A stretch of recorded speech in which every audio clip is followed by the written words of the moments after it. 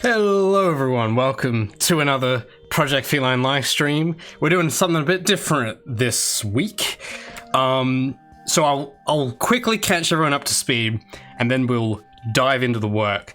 So lately, development has been occurring, but it's been a little bit further outside the public eye. It's just things have been in motion. For those who were here last week, you would have seen me working on our Screen Australia grant submission.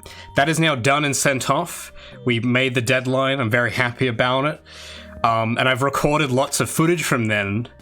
The thing is, like, during that 3 weeks or so, like, lots of stuff was happening. And most of this year, just lots of stuff has been happening. But the devlog videos that a lot of you guys love to watch, they haven't quite caught up yet to the current canon, so to speak. They're a bit behind. So I'm going to try and do my best this week to remedy that. I do have another devlog in the works right now, still covering more stuff from like last year that I hadn't gone over yet. So it's going to be like music related because I put a lot of time into the music for the last build I put out. But again, this is all stuff like, this is all like end of 2021. Because since then, 2022 started, lots has been going on, and I'll just show you. You know what? I'll just show you guys. Let me just open Unreal. I'll show you what the game's looking like right now. It's for those who, I made a little announcement on YouTube that I'd be doing this because I figured some of you guys who don't know about Twitch might want to come see this, because for this whole week, I'm going to be spending the daytime in my time zone working on a new video, and I'll be spending like a few hours at night streaming because I do need to keep pushing forward with progress. So I'm going to be working on a new character model, and I thought that'd be exciting to watch. But I'm also like editing a devlog at the same time, so it's a bit hectic, but it work's happening. That's the more important bit. I do apologize though for the YouTube people in advance, because I've just been so busy. I haven't had time to sit down and like explain and make videos. So glad you could all make it though. I know this is very off schedule. It's a Tuesday. Whoa, I know, it's crazy. But let me just, I'll show you, I'll open in the editor. I'll show you guys how things are looking. Some of you who were here last week or the week before might know of some of these. Some of you may not. So here's just the state of the game real quick. First of all, as you might have seen just then, we have loading screens now, which is, that's new. I don't think anyone's seen that yet. And there lots has changed in the main menu. So, bit of context, because we submitted a grant to the Screen Australia program. It's very rare that they do this, but they did a program showing, well, it was like to support game projects in Australia, funded by the government, which is like extremely not common. So I thought we should submit something with Project Feline. And we did. This is the build we sent them.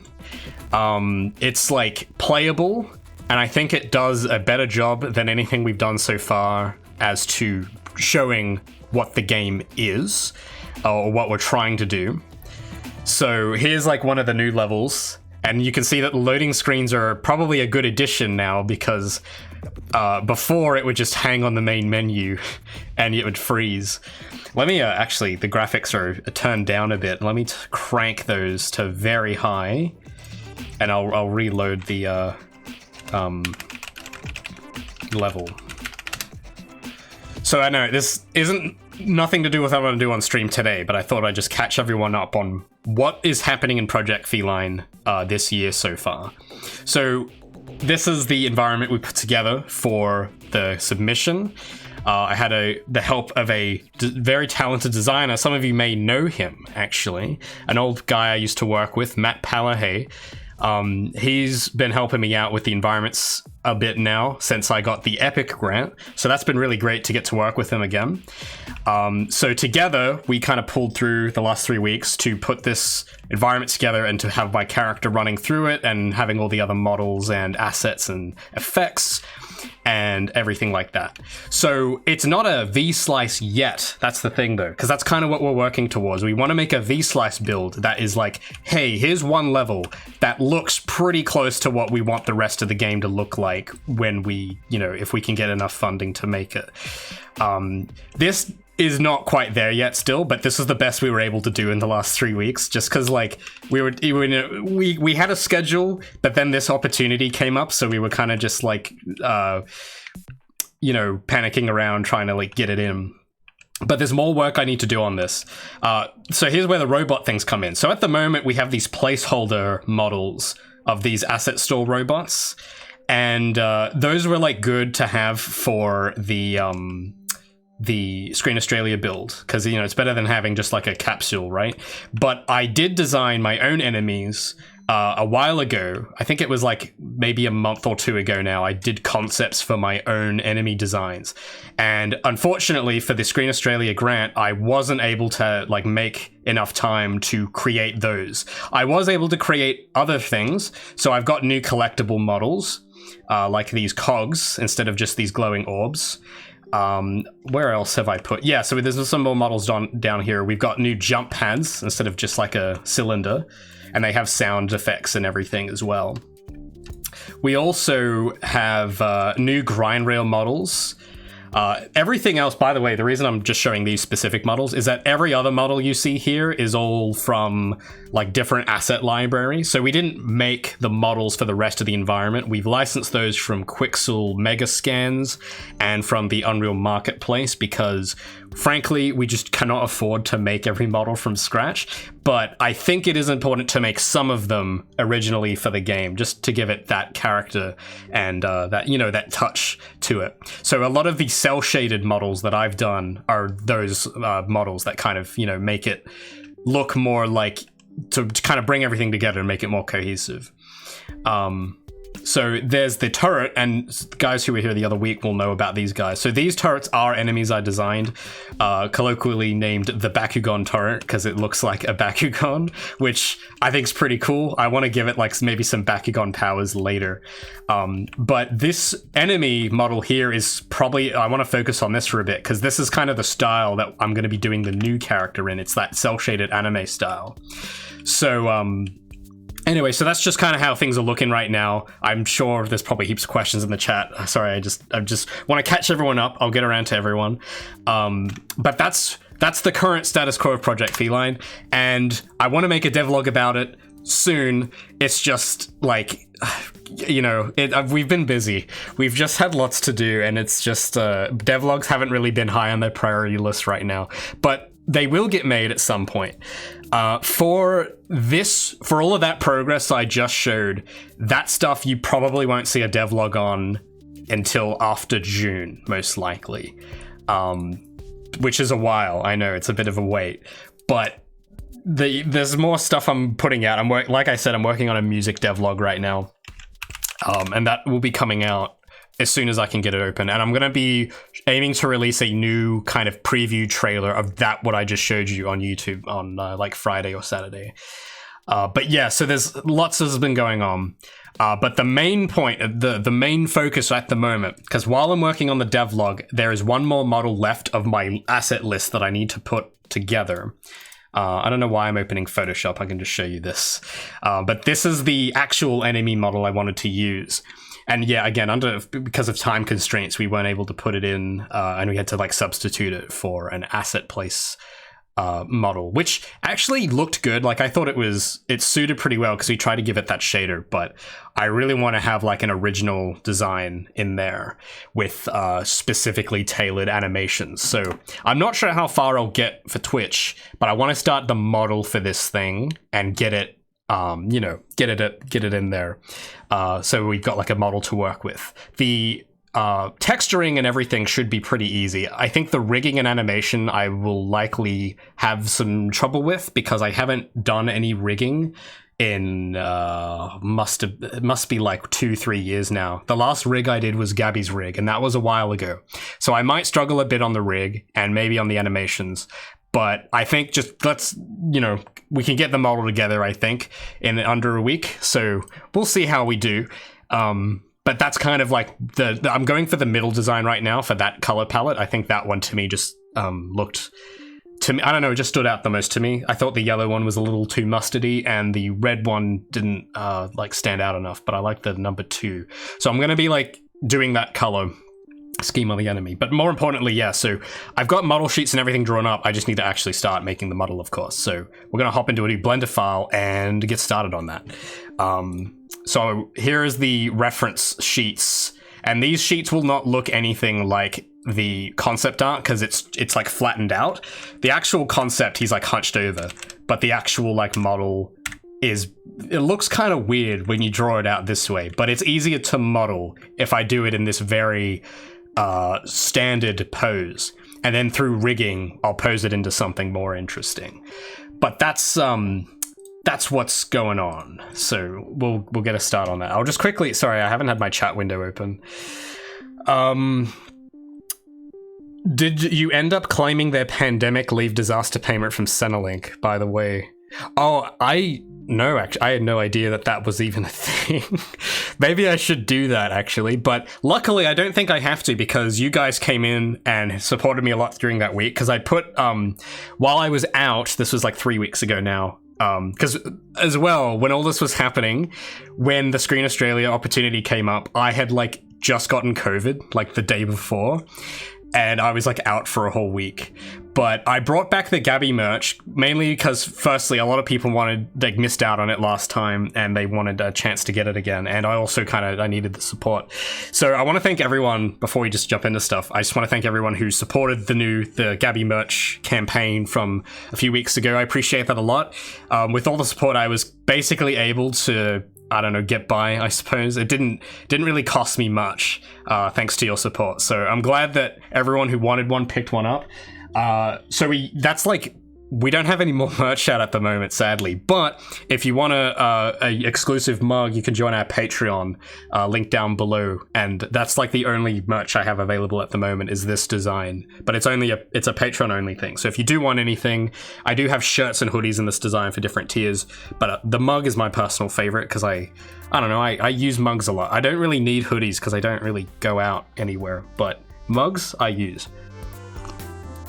So, if you want to check those out, do so. No pressure at all. But I just want to thank everyone who did support the last campaign. Anyway, thanks, Willow. Oh yeah, sorry. Who's here, actually? I haven't checked. We got a lot of viewers this time. Hey, Newt, Willow. We got some new people. Commander, good to see you. Hold on, what's the Centrelink thing, though? So I can claim up to $750 if I post at least 20 hours of work. Interesting. I may look into that, but I feel like you guys helped me out there. I think maybe I don't need to take more from the government. But thanks for letting me know about that. Who else is here, actually? Where's Minecube's not here? Okay, there's going to be a bad stream because Minecube's gone. We always have bad luck when Minecube's not here. But we'll see what we can do. So, I'm going to start off in my empty scene. I'm going to delete the lights and the camera because I'm not going to need those. I'm just doing a game model. I'm going to get my reference sheets in as well and get those set up. Now, if I, just before we begin, because I know there's a lot of people here than usual, so I just want to make something clear.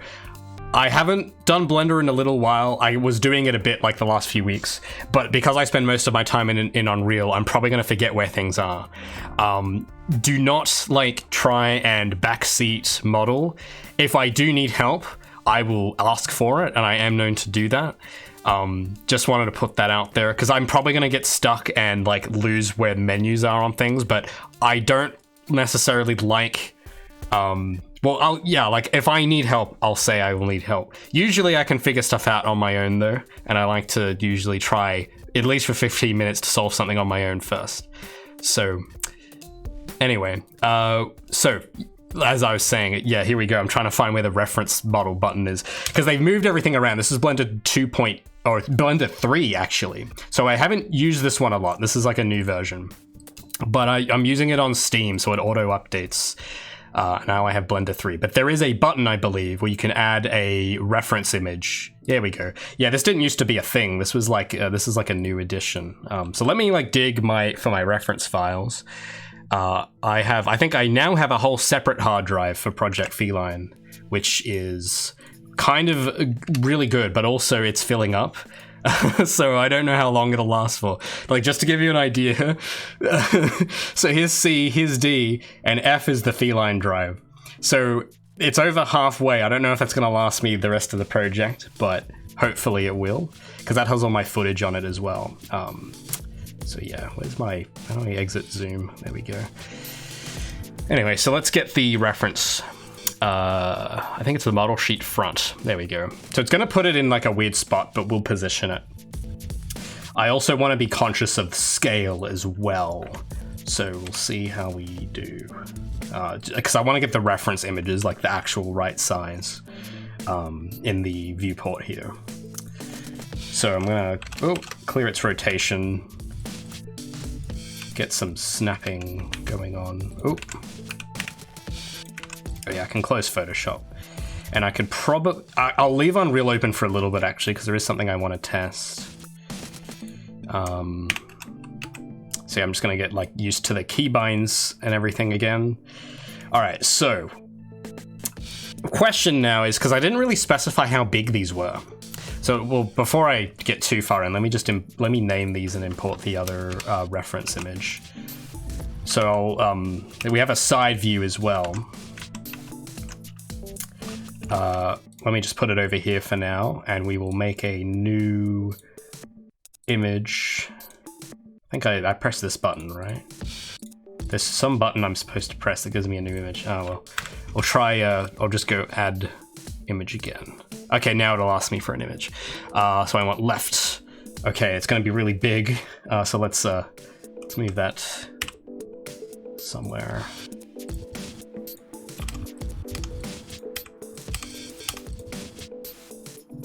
Oh wow, that's like really big actually. Why is it so much bigger? Like, these are both technically the same scale, but one of them is massive. Oh, it might be maybe one of them's higher res than the other. Could be, but I don't know.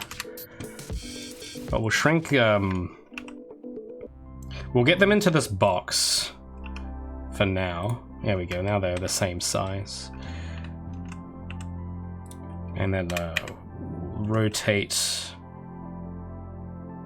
about, yeah. So that's kind of like, it's weird looking at it like this. It looks like one of those cheap paper, you know, little gadgets you can make. But there's like a few, I know that there are a few settings. Oh yeah, hold on. My headphones have no music. I need music to work. I need to find some music.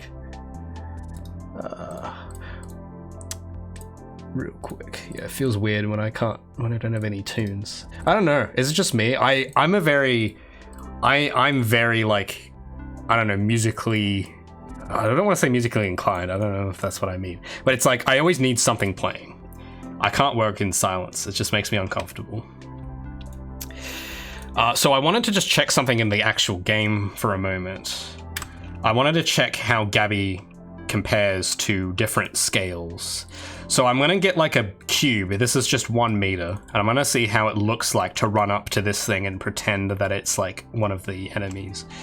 So, because originally, I was kind of picturing the enemies to be about this big. Like just 1 meter, like in their normal idle pose.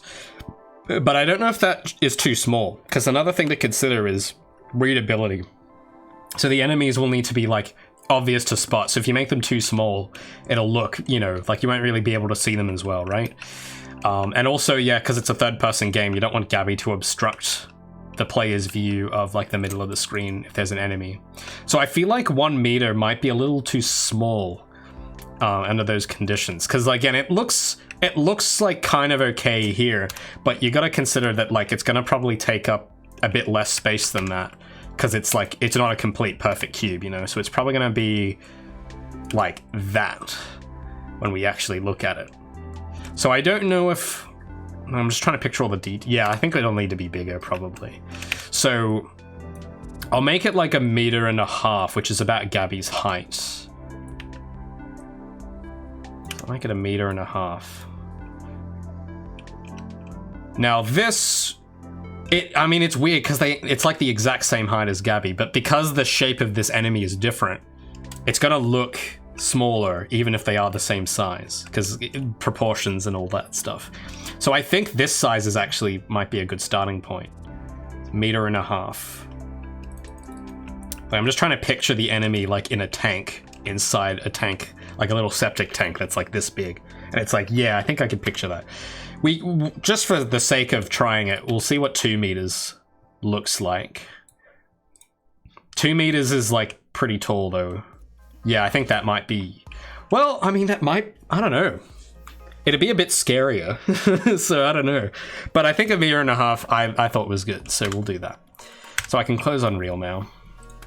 And so we'll adjust, we'll make like a box in Blender that's the size I want, and then we'll rearrange the reference images to be the right size. So luckily I think it gives us a cube already, and we'll just use this as our base for like scale. So we'll do 1.5 meters because it is, I know this is like probably not the most exciting part of modeling, but getting the scale right is something I have had many lessons in.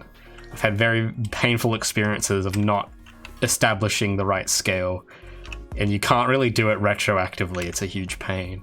So you always got to do that first. So I'm just gonna like try and fit this dude into the, I'm just gonna like scale up the reference images until I kind of like fit in that little box. This actually seems to line up pretty good actually. I might move it down a little, just so that grid lines up. Oh yeah. Yeah, I want to get like the grid that I've drawn onto the canvas to like line up with the size of the boundaries I'm working in. So I wonder if we can, oh, it's like, I mean, that's pretty close. But I wonder if I can get even closer. If I zoom in the snap, because I always use snapping because it's just neater. Let's see if I can get that to like line up with, oh, that's like, it's so close. I think if I do 0.5 on the scale, I don't know if that'll give me what I want. I'll like hide, I'll just focus on 1 for the moment and we'll just copy the scale over. Oh wait. So if I do 2.2, I think that'll be the one. Because again, I have like a lot of empty room in this image, so it doesn't like scale to like the perfect amount. I'd say that's probably fine. So we'll like give this a name, we'll call this reference front. We'll call the other one reference side. And then we'll add this to just like a different, make a new collection, call this reference. And we will, so I'm just doing, it might be hard to see because the chat window's in the way. But I'm making like a collection. I'm gonna put these 2 in, and then I'm gonna show, oops, that's not what I wanted. There's like a thing you can turn on. Yeah, so I can have it so that these won't respond to being clicked on. It kind of locks the layer essentially. And I'll turn off like visibility in rendering as well. So yeah, basically anything in the reference collection is like, you won't be able to click on it. So if you're modeling, it's like easy because it, you know, I can like click on stuff and it just won't, it'll only select the actual geometry and not the reference images. So I don't know, there's probably a lot of ways you can do that, but that's my favorite way. I'm just gonna like quickly just get the scale of the other one lined up. But for some reason, why does it give me different values? Oh, because there's different sizes.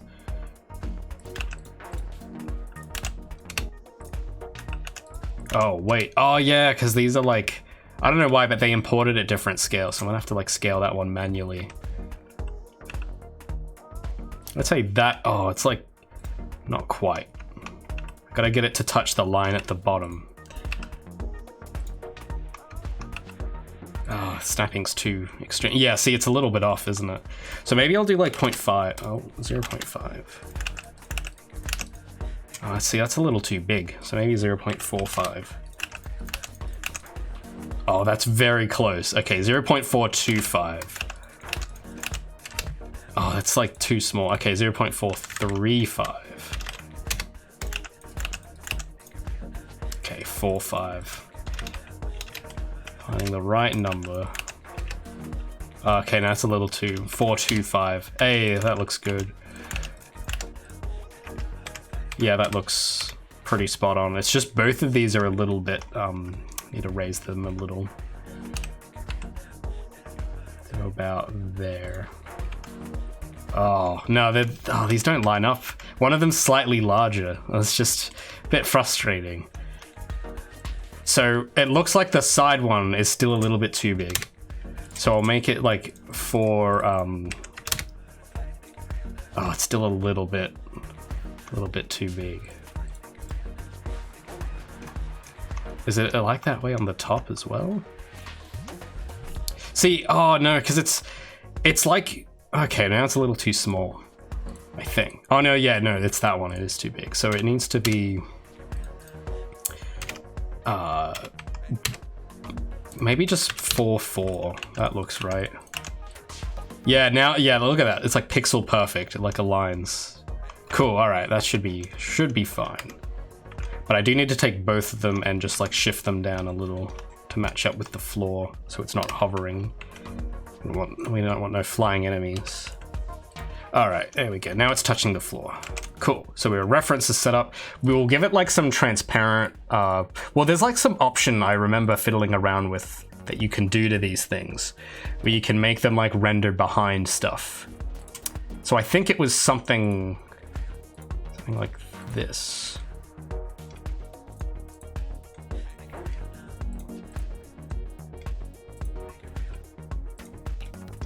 Just gotta remember, but yeah, how do I have it to like be double-sided? And then there's like a little opacity thing as well, so we'll bring that down to like half.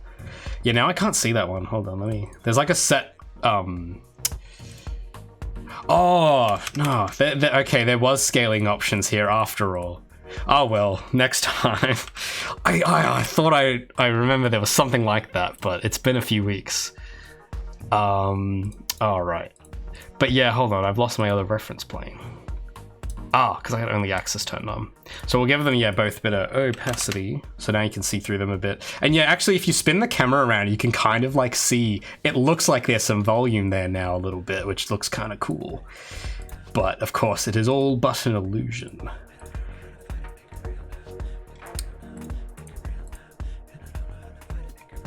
All right, so depth needs to be back, I think. Yeah, so I think that is the right setting. So I will turn off like cursor selecting now, and we'll focus on, we'll add like some geometry in.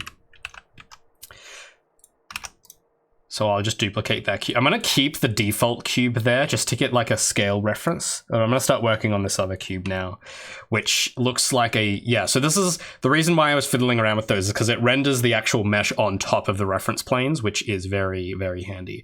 But I think we may not even need to see the reference planes in perspective. So I'll turn those off, because there is a little switch down here where you can like, down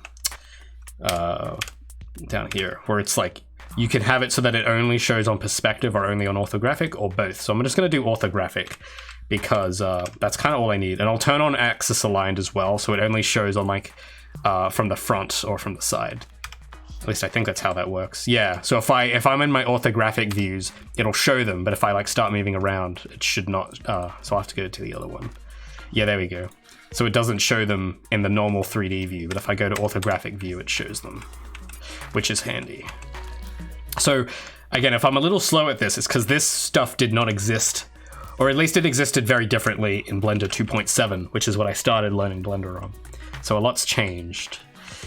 All right, now to get the shape. So I'm gonna just block this out with like very basic shapes for the moment. I'm just gonna like get very block, like Roblox sort of, like Roblox head basically, and do different parts of the body and stuff just to like have, because these are probably all going to be separate pieces that I combine.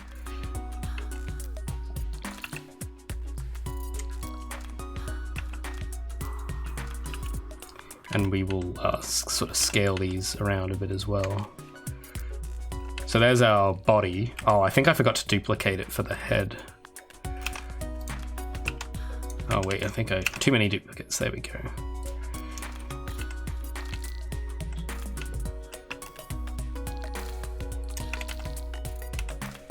So I'll scale that down. Kind of fit where the head would go. Oh, sorry, I've been missing the hydrates, boys. Hey, New Dawn.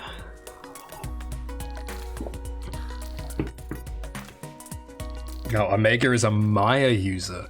Ooh, Maya. I haven't heard that name in a while. I think, so for those who may be curious, I've used a few modeling tools before. I've used 3ds Max, Maya, and Blender, and most prominently Blender, but those are the ones I have used. But it's been a long time since I've used Max or Maya. I think I was doing a bit of Max in like 2015, and Maya in 2014 for a bit. But yeah, Blender by far, dude. It's like, oh, it's so good. I feel like, I don't know if there's any Max use, well, because yeah, Max seems like it's kind of being, or at least at the time, the whole thing was that it was Maya was going to replace it, or something along those lines. And I think I heard something where it was like the BioWare devs working on Mass Effect Andromeda. I think one of the reasons that project got delayed was because they all switched. I think they were advised by Autodesk to switch to Maya from 3ds Max because it was like supposed to replace it. But it's still around, but I don't know how many people use it. Oh, Bullfrog! Thanks so much for subscribing for 3 months, man. Appreciate it. Hell yeah, 3 months. That's another month of fun and goodness you will bring to my server. Very cool.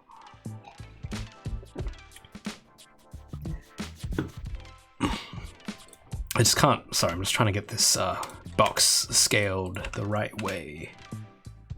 This is gonna be like, I don't know what this is gonna be exactly. I'll just like copy the scale values, there we go. So I'll like make it a bit wider. There we go. Oh yeah. Well yeah, dude, like you're an integral part of that server. It would not be the same without a Bullfrog in there. Hughes is a Maya user only because, well, yeah, see, that's the thing I don't understand, because I had to teach, that's the reason so I used it in 2014 and then I had to relearn it again in 2018 because when I was teaching, that was the software we were told to do, but I don't know, I didn't think it was, I didn't agree with that decision, but it wasn't my choice to make, of course. But I always felt for the course we were doing, given the circumstances, it's like probably, at least I always thought, teach them Blender because it's free and they can download it from home. It basically does all the same stuff. Like I understand that it has more, or supposedly it has more like rendering and film stuff, but I was just teaching game courses. And for video games, I have not seen Blender fail to do anything that I would need for a game. So, I don't know. I always thought it was weird that literally nowhere teaches Blender. It's just a bit strange because it's really good and it's really cheap. And it's like, hey, why not? Why not this tool? But I don't know. It's probably, I guess it's because like they've got a bunch of resources already in Maya and it's like switching over would take forever. But yeah, that's mainly one of the reasons I was learning Maya is just because of like education. But the minute I was out, I was like, yeah, I'm going straight back to Blender. I think Blender was actually the first one I tried. It was a long time ago. This was like old Blender. I think I don't know, it must have been like 2013 or 2012. But I didn't like do much. I didn't model anything, but I did try. I think I had like downloaded someone's like Sonic model from DeviantArt and was trying to rig it. And that was like the only thing I had really tried doing. And then I started using it like seriously for Project Feline.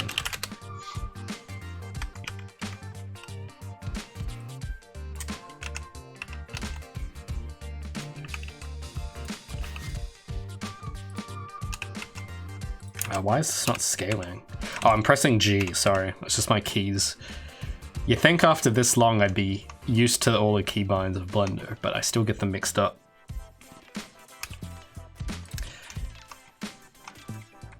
So we've got just some basics. So we've got like this little lever, like articulation point in the middle.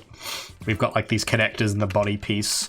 We'll do like the wheels. Oh, this is gonna be a tough bit, I think, for the wheels. We might just like get not a cube, but we'll get like a cylinder for that one. So we'll go add cylinder. Cylinder. Where is cylinder? Oh wait, let me just check something real quick.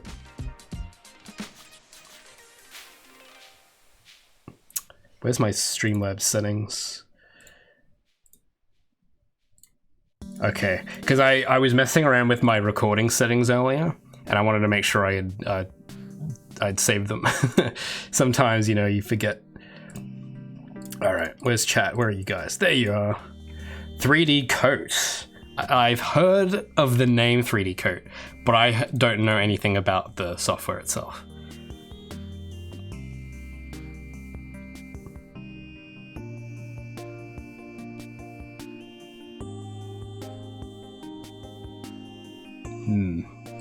Although, yeah, I do find it weird that, because again, I think with Maya, it's mostly because, yeah, like, well, I mean, for the rest of the world, not Australia, but the rest of the world, it's like Maya is like the industry standard tool. So it's like, I kind of get it, but I don't know why Blender isn't like more standard, because it's, I don't know, maybe there's got to be some specific thing that it might not cover. I can only imagine that's the reason. But it seems a bit, I don't know, unnecessary. It's like a bit overkill for what from like, if you're doing like indie stuff, I think. Maybe for AAA it's a bit different. So there we go, cylinder.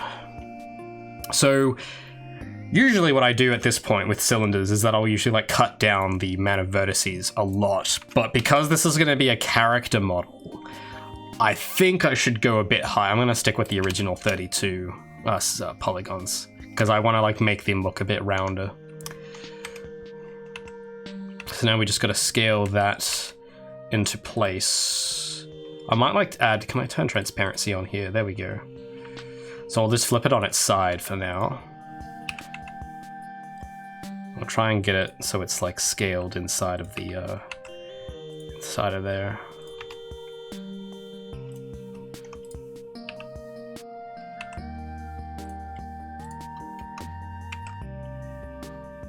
So yeah, we got like a basic, we gotta do the arms still, but that's kind of like how it's shaping up. Yeah, we'll get it about there. All right, so let's, I'm just trying to remember if these are supposed to be cylindrical or not. I think they are, so we might just, because the arms aren't really gonna need much, like they're very basic, so we might just be able to just create the arms right now. So I'll add another cylinder, but we might tone down to like 16 vertices for the arms, because you're not gonna really, maybe you go a bit lower actually, maybe we go to 8, because you're not really gonna see the arms up close, they're gonna be very thin, so we'll go 8 vertices.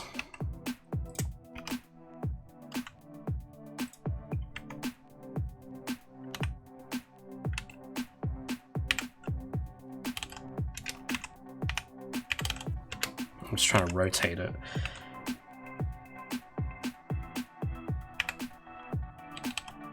It's not the axis I want. There we go. It went that way. So yeah, I think this could just straight up just be what the arms like look like. Something like that. And you'd smooth the polygons, of course, but that's the general idea. So we'll focus on just the one half, of course. Symmetry is our friend. As for the little ball joints, I'm not sure what kind of sphere I'd want to use for those. I think, well, let's like have a look, because there's the UV sphere, which is the classic UV sphere, which I would only really need. I wouldn't need a lot from this. Like, it would need to be very high poly. If I go lower. Maybe go a little high, we'll go 6. Nah, I like 8. So we can do this style, Or we could do the icosphere. Actually, I'm sure there's probably like reasons to use the, well actually let me do the icosphere again. Subdivisions. What's one subdivision? Oh, that's very not, okay, 2 subdivisions looks okay. Now, I'm just trying to think what's going to be easier to work with for symmetry. Oh, well, I think we all know what the answer is. I think the icosphere looks a lot easier to work with. So yeah, we'll do icosphere, well, whatever this one is. Is it icosphere? Oh no, that's UV, yeah, we're doing UV sphere, that's it.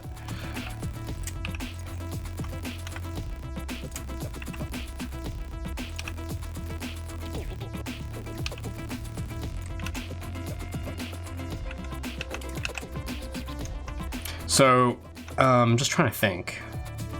Because then I'm gonna have like some kind of piece here that will do something. Yeah, so then we'll get like just a square for the moment.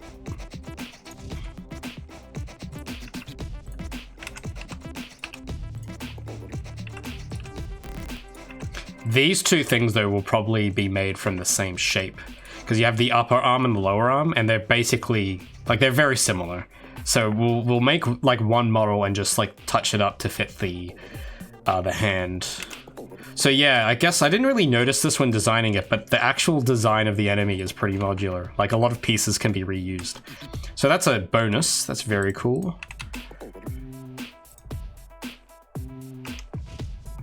Just trying to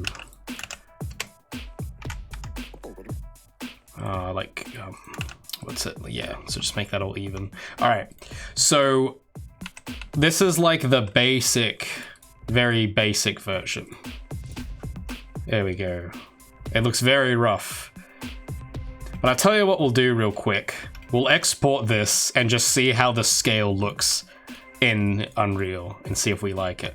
So I'll pose it a little bit. I'll make a save, of course.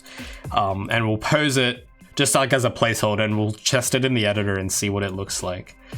So I'll get that open while we wait. I just need to find my source files. So I need to go art, characters, drone, source. We'll call this drone.blend. So now we've got a save. And I'll just like combine these all into one thing. Control J to join, and then we will file export FBX. Characters drone, and we'll call this, we'll do selected objects only. We don't need the rig or animation. And we will just, yeah, we'll call it drone FBX. Open Feline up, and we'll just to see how it looks next to Gabby in the actual game before I proceed.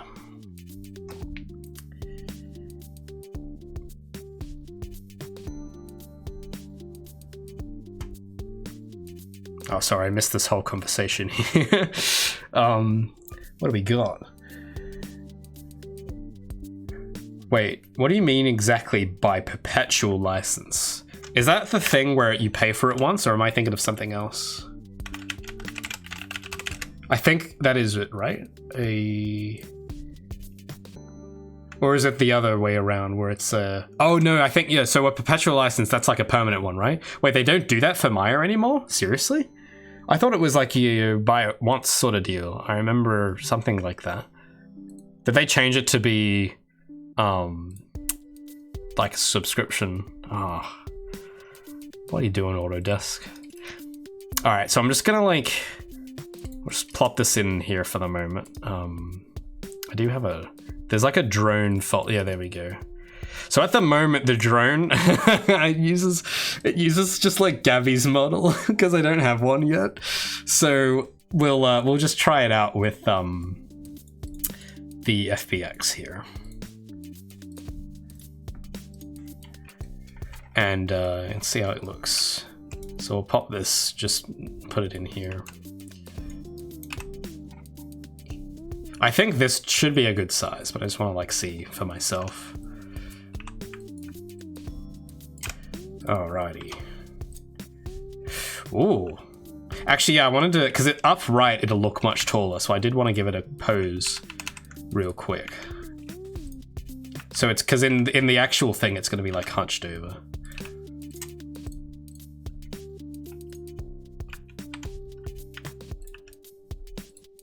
So I'm not going to save this, I'm just going to like test it.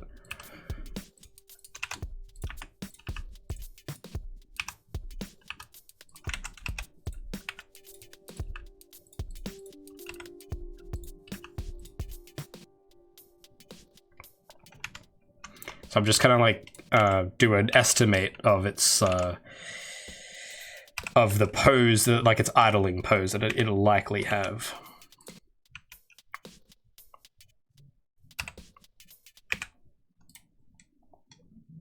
I have to move the head down. So yeah, it's gonna probably, well, the shoulder's a bit off. Move it up a bit. Yeah, so it'll kind of like sit like that probably. But maybe lean back a little more. Or I think the entire upper body would probably be moved a little. Like that. So we'll combine and export that out. And then I'll undo everything I just did. So that we can, well, I think I should just be able to revert from the save, right? Yeah, there we go. So we got the nice pose back. But I think, yeah, I just right click. I can close that. Right click, re-import. All right, let's see him in action. Okay, well, that actually looks pretty cool. Very threatening. He's only got one arm, but don't worry. Forget about it. Oh yeah, sorry, by the way, did you guys see that? I have the dialogue boxes in now. I also have a sound effect for these as well. I'll play it for you guys because I'm very excited that when those got implemented. Let me just turn on my desktop audio. So, and I'll pause the music. So if you listen closely, oh well, turning this up isn't gonna do anything for you guys. I can't turn up my desktop volume, but check this out. I think the in-game volume, yeah, I gotta heighten the in-game volume. But yeah, check this out. Yeah. Oh, she speaks! Oh my god! And then I have like a few different, sounds. I'll play through them. Where did I put them? I think it's in the, it should be in the characters folder, I think. Effects? Yeah, okay. So we got this sound. And then we've got like a sigh.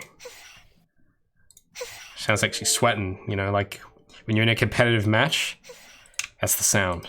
So I do have these queued up for different dialogue events. So this you can, if we go back to this level real quick.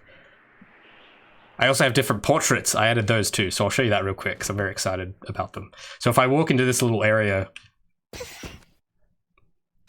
it'll play like the sigh sound. Well, it sounds like it's like she's out of breath and it has like this determined face. But then like in this level, for example, it plays like it has a different face. So yeah, anyway, I just thought I'd show that off. Back to the tunes. Oh, sorry, my chat was paused. I didn't see a word of any of that. Wait, oh, where did you go? Where did you guys go? Oh, there you are. Oh, thanks. Any tensions for voice acting? Okay, I want to make this clear because I showed this off on stream last week, and I don't know what I did because I don't think anyone was really there. But then I got this huge wave of emails from voice actors, and I think I did say specifically in that stream that I'm not looking for voice talent right now because the approach I'm doing for voices, I don't want to get too deep into it, but I'm not going to have like a fully voiced game. That's not something I'm going to do because it's just too much overhead. It's too much, it's work I am not experienced and suited for because I think, I'll tell you a little story because there was a thread I saw on Twitter which that's like the best prelude to any story, am I right? But I saw a thread on Twitter that I think perfectly summarizes why I'm not doing a fully voiced characters, or maybe in the future, but at the moment I'm not looking to do it that way. So there was some Twitter thread I saw, and it was like the Sonic fanbase once again arguing over who was the better Sonic voice actor, and I think it was just a bunch of people piling on Roger Smith saying that he's bad, he doesn't suit Sonic, and that the guy from the movie was way better. Like that was like the general flow of the argument. And the replies I saw, the ones that I actually thought were kind of smart, because I think what a lot of people don't notice is that a voice actor is like one small piece of having voices in the game. Because if you have a voice actor but terrible writing or a terrible voice director, then it doesn't matter. Like, the voice acting doesn't matter anymore at that stage. Because, and the sad part too is that the voice actor, from what I've seen from the Sonic community at least, will pile on and blame the voice actor, when really, you don't know whose fault it was. Maybe the voice actor didn't perform the role right, maybe they weren't given the right direction, maybe they weren't given good source material to work with. So it's like, there's lots, it's not just voice acting, there's like 10 jobs associated with having a voice in the game. So I'm sure that there's heaps of talented voice actors out there, and I get emails all the time. A lot of voice actors want to work with me, but I don't feel I could make good use of them because I'm not trained in how to direct voice actors. And I think if that's a route I want to do, I'm going to need to learn what I want, because I think it's a bit unfair to get a voice actor on and just tell them to do whatever, because like I want them to give a specific performance, and I think only the person who sees the bigger picture will be able to know what kind of performance fits in the broader, because the voice actor doesn't see the whole game, they only see the lines, and they might see a few screenshots or something, but they're not involved in anything else besides the voice. So it's usually the role of the voice director to give them that context and to say, these are the ways we want you to play this role, and we know that these are the ways you want it because that's how we've decided this will fit with the rest of the game. But because I'm not really good at that yet, at least, I don't feel that confident in doing a fully voiced dialogue. But that doesn't mean I'm not going to have dialogue. As you've seen, like, what you see in the game right now is basically the quality, like, bar I'm going to. It's going to get polished up a bit, of course, with, like, better fonts and stuff, but that's, like, the MVP version of basically what I'm doing. And I've seen lots of games do it that way. I think it's a much safer option, and it's a lot cheaper.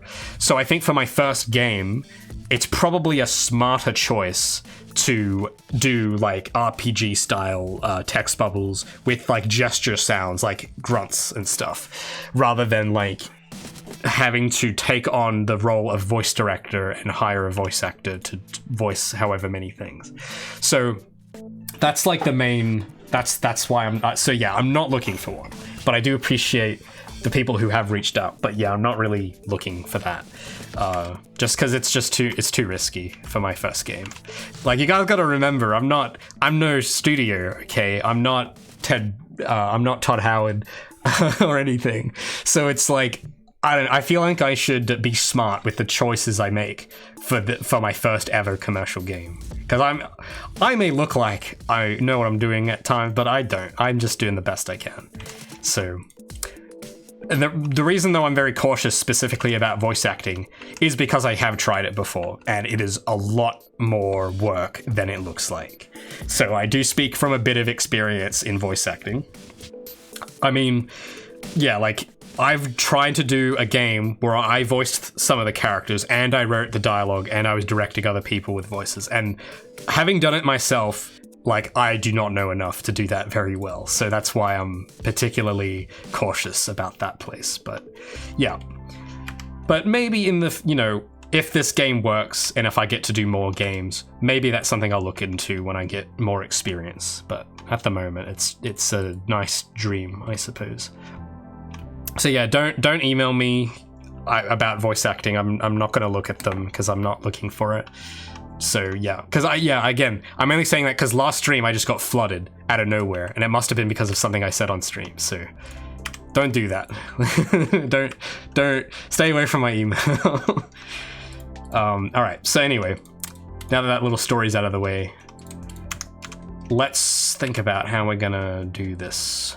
I'm just thinking I think I'll start with the body. That's probably gonna be the easiest. I want to start with the easiest thing first. So let's hide. I'm just gonna hide all these for now and just focus on one thing. So the body, this is gonna be the easiest asset to make.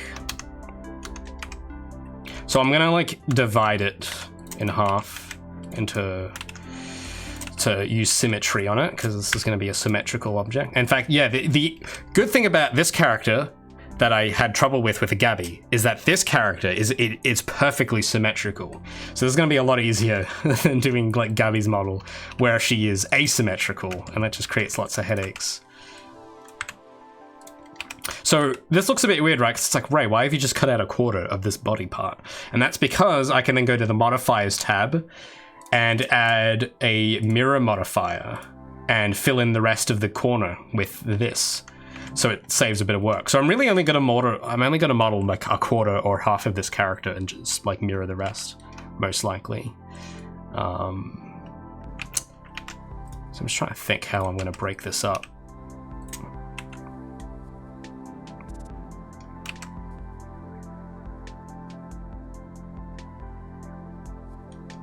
I don't know, because I'm just thinking, should I like be very, very generous with polygons, or should I go full on like lots of polygons?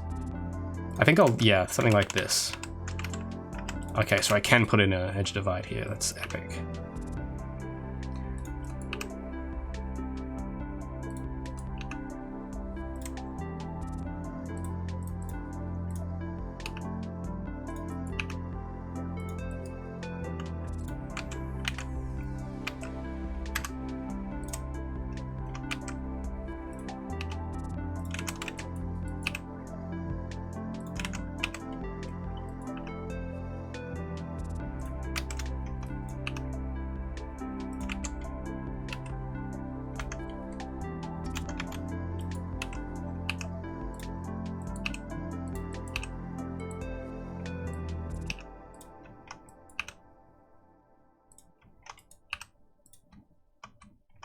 Making sure there's no gaps.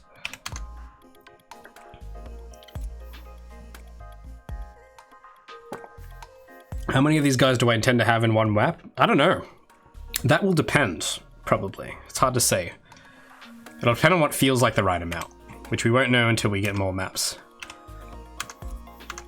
I'm just thinking, because I think I might be able to mirror this again. Hold on. Yeah, like if I do this, because yeah, I didn't realize that the top is also curved. So I think I might be able to. Yeah, there we go. But it's obviously I'm gonna have to adjust some of this.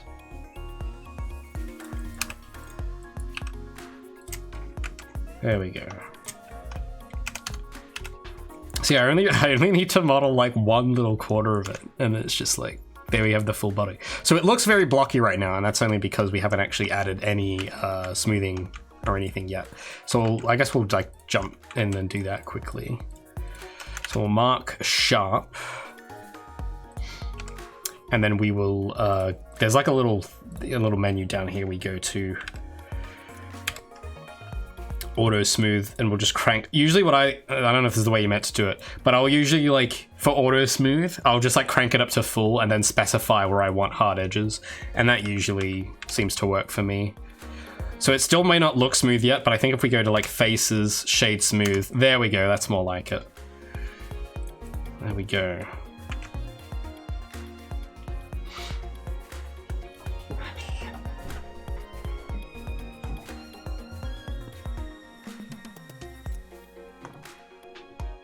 Have I tried other programs besides Blender? Yeah, so I've tried 3ds Max and Maya before, but Blender is by far my favorite one. Okay, so I think, well, yeah, the body's done. That was like so easy, my goodness.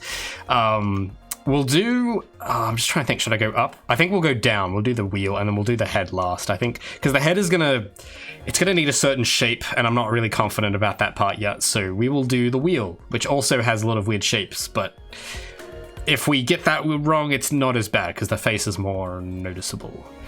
So I'm gonna turn on the rest of these, figure out where the wheel is. Oh yeah, and I have, oh, didn't want to turn that on. So yeah, I'll hide that, hide this, and we'll focus on the wheel. So yeah, this one, again, we can give it smoothing really easily.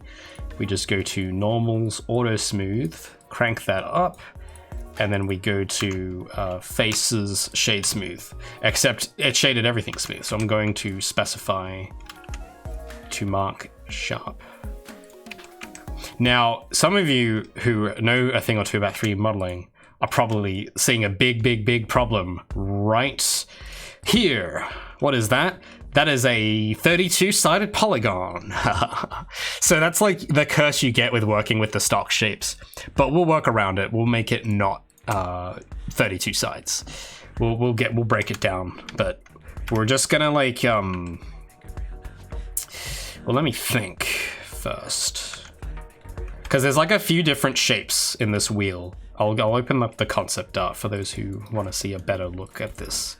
So, because it has like an outer shell and then the actual wheel part itself. And I think, how am I gonna do this? We'll do the actual wheel first, that'll be easy. And we'll do the shell. So I think, well, there's a really cheap, well, let me, actually, I'll just like cut this in half and make it symmetrical. There is a really easy way to solve this problem though. We get rid of the faces, and then we select all of the vertices and we just go, oh wait, no, that's not really what I wanted to do actually. I think, no, I did that wrong. We need to select the face, not the vertices. We delete the face. See, okay, no, hold on, because that's not supposed to delete these faces. It's just supposed to delete that face. I don't know why it's deleting the other ones. Delete, oh, because I keep hitting edges. There we go. Okay, faces. So we have it like this, and then watch this. We just, there's like a keybind you can do to select, yeah, we go. So what we'll do is we'll just extrude and then scale all the way down, and then just like, I don't know, merge it at the center there. There we go. So that's one way of solving the wheel problem. Although typically I don't like having triangles. I like just keeping everything 4 sides. But having some triangles is fine. It's not like a huge catastrophe. Although with some foresight in mind, I might make like a ring of this and then extrude that again and merge it.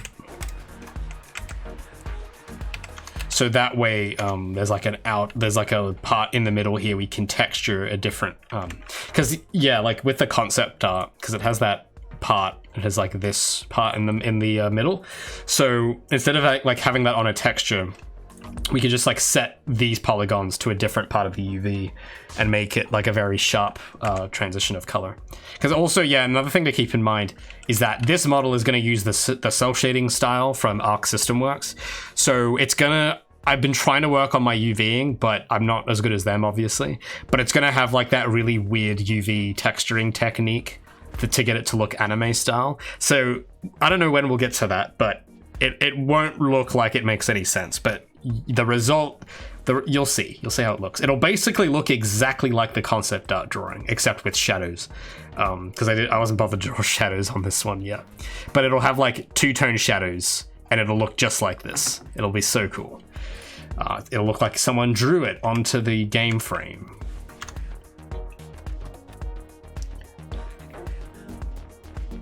Thanks for the hydrate. Yes, Omega knows what I'm talking about.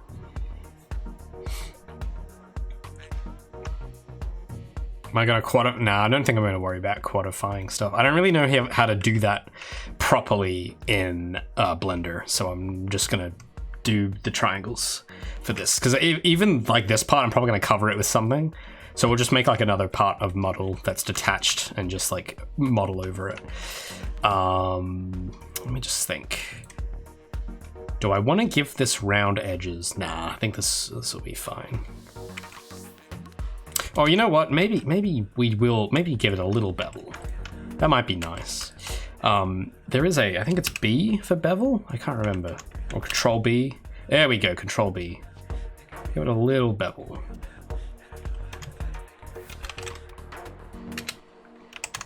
And then we'll give it like a mirror. And we'll also apply all transforms so it mirrors the right axis. So I don't know if the bevel's gonna make a huge difference, but I think if you see it, it's like a nice touch. It looks a little less rough. I think.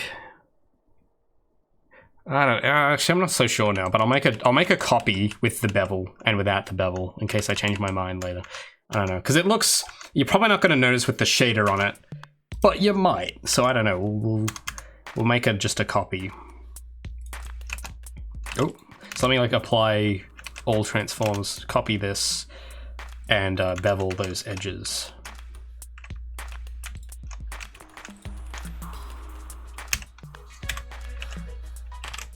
Oh, that's not the bevel I was after.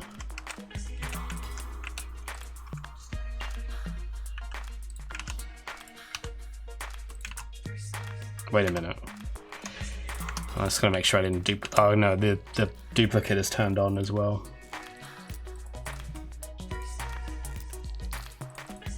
Okay, that's the one. So I think it's Shift B? No, Control B. Oh, I lost my selection. Control B. Oh, which key was it? I just had it. Oh, there we go. 0. Wait, why is that so big now? 0.02. That looks good. So there's a bevel version and we'll have a non-bevel version.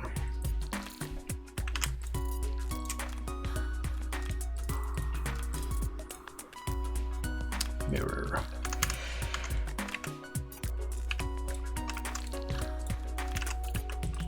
All right. Just trying to think what next, because we got to do like the shell on the outside. The shell will definitely need bevels. So I'll start with like, we'll make another copy of this and start trying to think about how we're going to approach the shell. Well, the first thing we can probably do is like cut this in half, I think.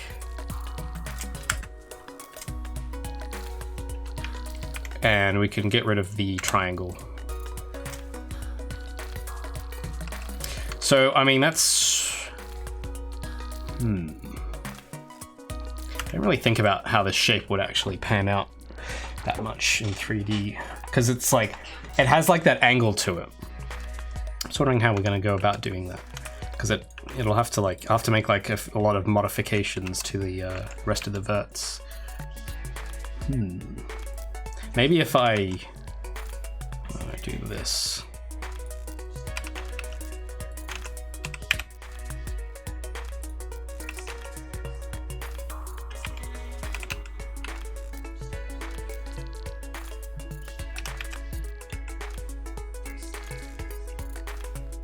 What's the try count for Gabby's model? I don't know.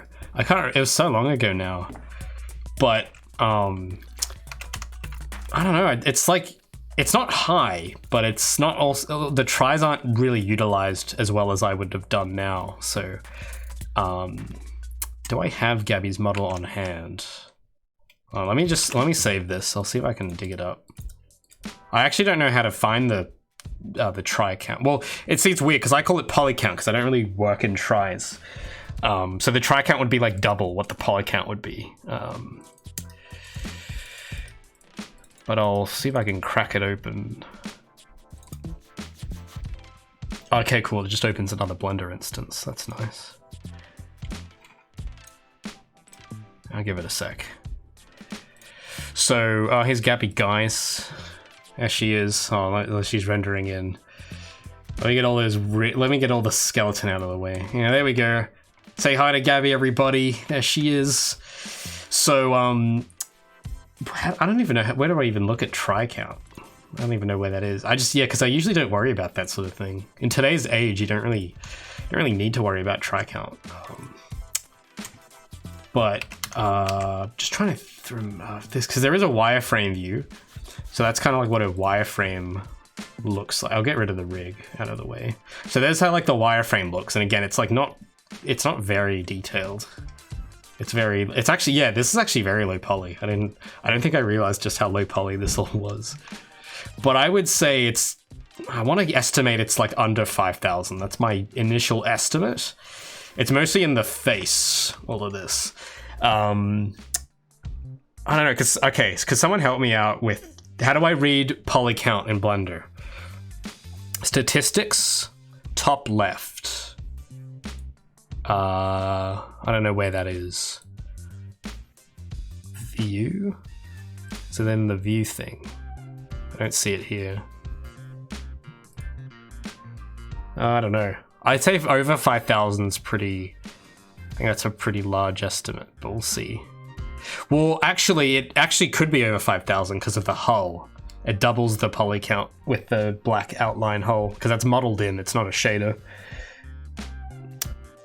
Top right, and the number shows it on the left. What menu am I supposed to be looking at? Hold on, I'll zoom in. When I go to the top right, oh no, oh wait, did you say top left or top right? Hold on. Someone says top left and someone else says top right. So top left, I go first, but I don't see like a thing. Where do I turn that on? View? Like none of this looks like statistics.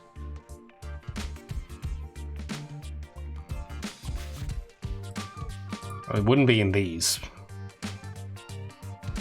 And it wouldn't be there.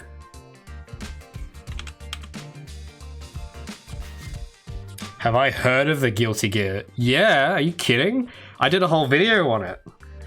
I was like the guy who explained it, like, because I think at the time when I made that video, there was one resource on that technique, and it was this GDC talk. And it was very hard to follow because it's like an hour long and they don't really go into detail of everything. So then I made my video when I was doing Gabby about a better kind of developer perspective look at... I didn't get the technique perfect, but I think I got close. And then I think I've noticed a lot of people since then have been sort of making that same video, but just their version, because I'm not really a tutorial channel. But yeah, I know the technique. Viewport overlay in top... Oh, so it's top right now. All right. Viewport overlay. Oh, there we go. Right, thanks. Oh, so then it shows in top left. Okay, you guys gotta work on your directions. All right, so Gabby with the hull, and I think this also counts the bones. So I don't know if what counts. And there's also a bunch of hidden stuff here. I don't know if it counts those too. Should I just... I'll just remove all of this other stuff so it's like a fair count. So I'll get rid of all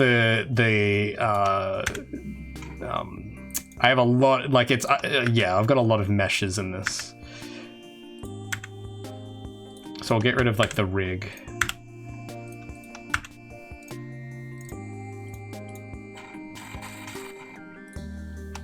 Because I think it counts bones as verts. At least that's what Maya would do. I don't know about Blender. So now we've got Gabby in the suit, and that's it. I'll get rid of like the armature modifier. So with the inverted hull, Gabby's model and the suit. Well, I don't know if this counts, like, because there's a model underneath the suit. I don't know if it counts that, because there's a mask that I've put on. So if I apply that mask, apply. Okay, that doesn't do anything. Never mind. But if I turn them both off, okay. So okay. So with the masking and everything, how it is in game, it is. And keep in mind, this is doubled because this is the inverted hull. It adds like an extra layer of polygons on the outside. It is 20,000 faces. I think that faces and polygons are like the same thing. So it's 20,000 polygons and 40,000 triangles. So it is under 50, even with the inverted hull. Which means without the inverted hull, it's probably like 10,000. Oh wait, no, were we estimating 5? You know, we were estimating 5,000, weren't we? Sorry, no, I was thinking 50,000. So yeah, it's over 5,000 with the hull. But if I go to like the suit and turn off the outline, we'll see, because this is like the stuff I actually would have modeled. The hull is just automated, generated over the rest. But yeah, without all the hull and everything, it is like, yeah, 26,000 triangles, 13,000 faces. So yeah, that's pretty low, all things considered. But I think a lot of that detail is likely in the face and maybe in like, I don't know, maybe the shoes. I don't know. But then if we just have her without the suit, just with the, oh wait, no, I didn't have that mask on earlier. That would have added polygons. So with the suit and masking it, it's, yeah, so without the hull, it's 20,000 tries, 10,000 polygons. And then without the suit and with the, without any masking at all, it is 8,000 polygons with 16,000 tries. So yeah, that's kind of how. But yeah, also do keep in mind there's like lots of details in the hands too, so that could account for a fair bit of it. But yeah, I probably could have done a bit more because like I think, I don't know. But anyway, it's first go. It's good enough. Shippable, I would say. So I'm gonna say bye to Gabby now. So everyone say bye, bye Gabby. God, she looks so tormented with her grey, emotionless face. So let's get her out of here. But yeah, this model is going to be much lower, probably. Oh, thanks. How do I pronounce that name? It looks like Seinfeld, but spelt like with a K. So I'm going to call him Kleinfeld. I don't know, but thanks. It's over, dude, yeah, it literally is over 9,000. How that's pretty epic. That's awesome.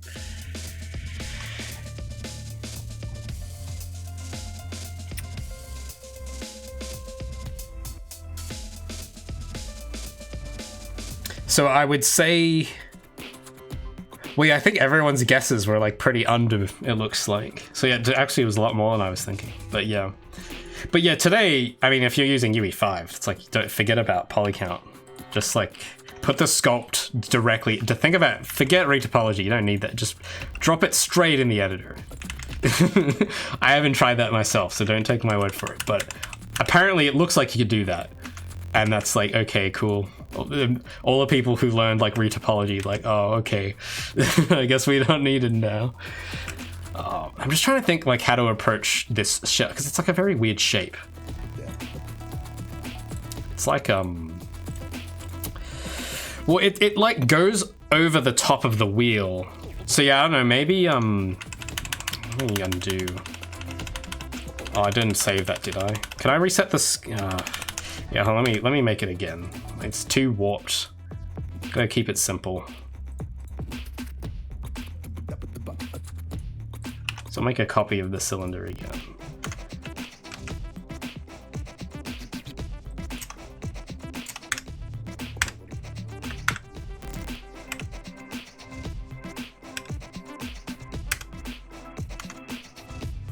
Oh yeah, get rid of that vert in the middle.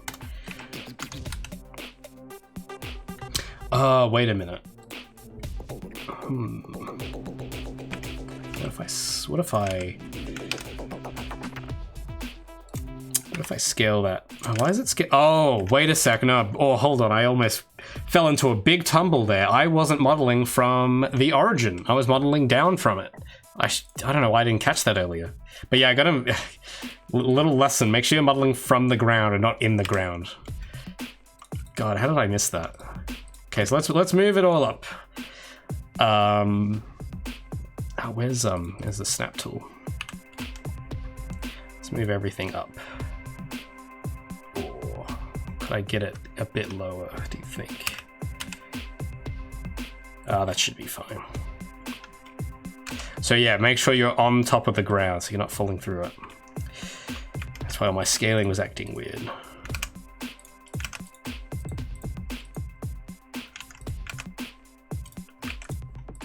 So yeah, I wanted to like make that bigger. Actually, oh, What I should do, I should make this smaller.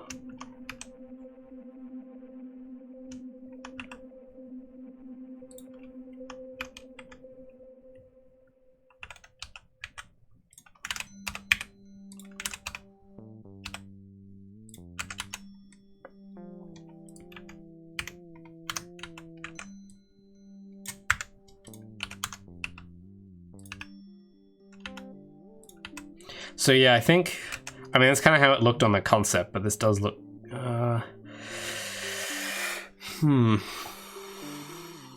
I know why this is being so strange. Like, it's just a strange shape, and I think I figured out why. It's because from the front, it's not like level. It's got like, how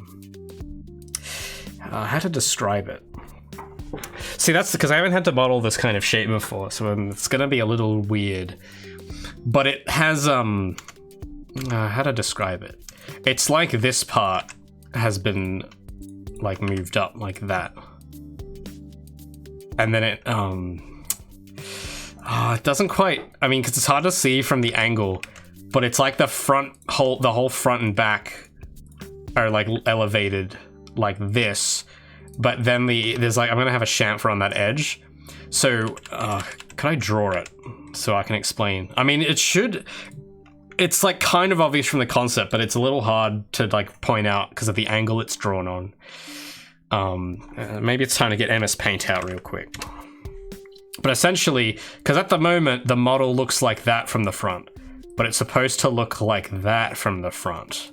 So it has like this part here, it's like it goes up. But it also is like in line with the side. So from the side, it's not like, because the one we've got now is like that, but the one that's supposed to be like, I don't know, it'll look something like this. God, I'm terrible at drawing with the mouse. Let me try that again. Because you have to like kind of cut into it.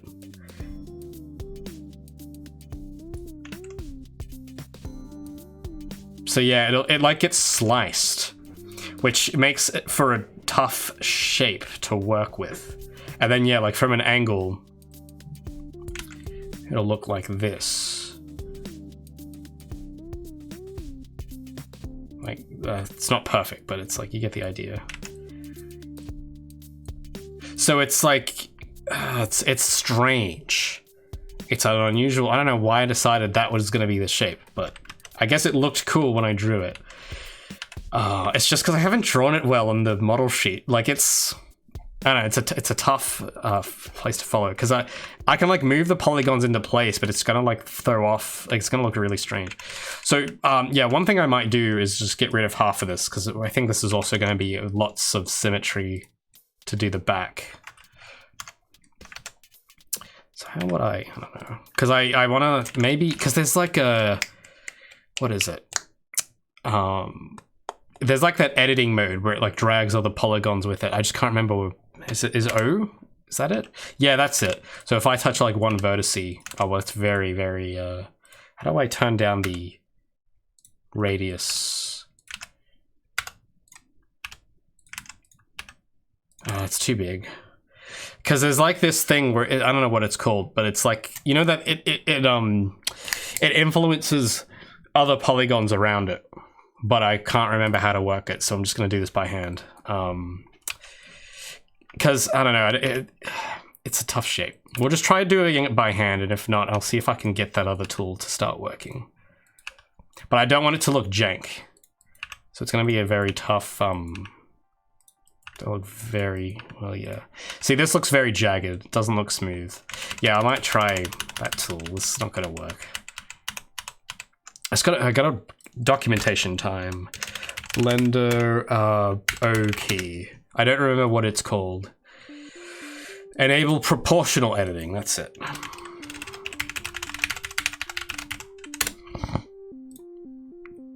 Just gotta remember how to work this thing. So it says it's sculpting. I would not call this sculpting, but sure. Because there's a way to influence the radius. Just trying to remember. Oh, well, see, this is the 2.7. I know how to do it in 2.7 because this is all the 2.7 interface. I don't know if they've changed it for 2.8, but let's try it. Apparently, it's just the scroll wheel, supposedly. So let's O and then scroll. So yeah, no, it's not the scroll wheel because it zooms. So it must be assigned to some new key now, but they haven't updated the documentation. So,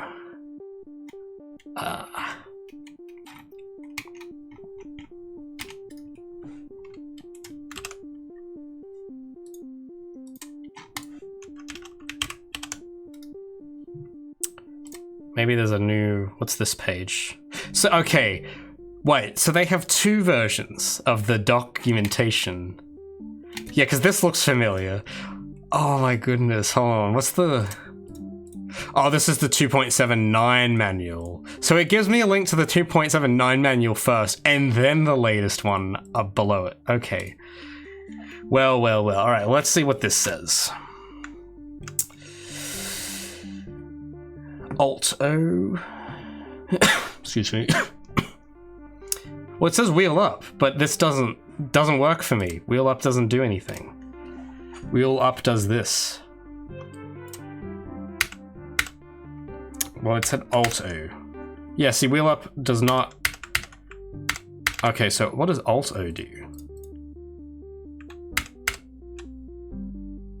See, yeah, like that doesn't... Wheel up? No, I'm not getting any wheel up action. So, because I'm very sure I'm using the default controls. Well, okay, well it also says or page up, page down, so I don't know what'll that do. Page, page down. That doesn't seem to do anything.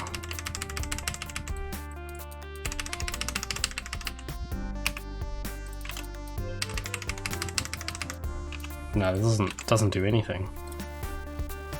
Minimize that.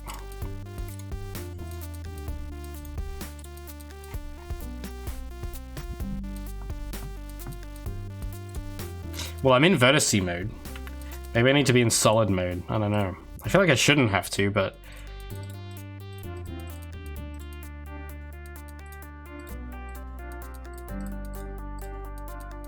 So yeah, like it edits, the radius is too wide. I want a lower radius. But scroll wheel does not lower the radius. Page down does not... Oh, you have to do it while you're moving them. Okay, so wheel does work, but you have to like move it. Okay, well did I misread that or did it not mention that? Oh, during a transform. Okay, no, that's my bad. I didn't read that carefully enough. All right, let's go back to polygon mode. So yeah, this is like kind of more what I'm after, just to make sure everything stays smooth.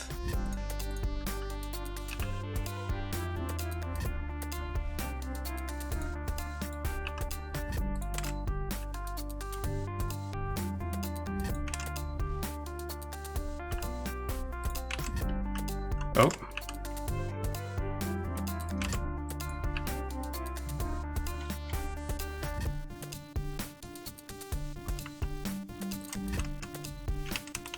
Let me try that again.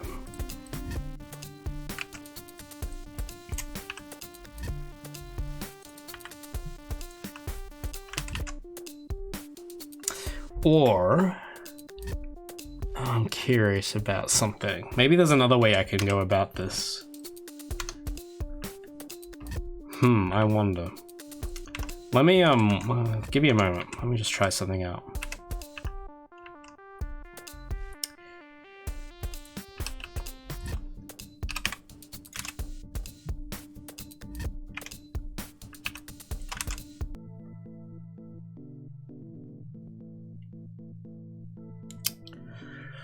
I think I might be able to like cut into this somehow, which might be easier. Or not. Or maybe not in the way I'm thinking. Okay, so, all right. So here's what I'm thinking. Because essentially to get the shape I'm after, let me go back to solid mode. I basically need to like get rid of these two and then like, but keep the vertice here and have it like connect like that. So these get sliced, but the vertices are still remaining. I'm just thinking how I would do that in a tidy way. Because it's tough to do this neatly.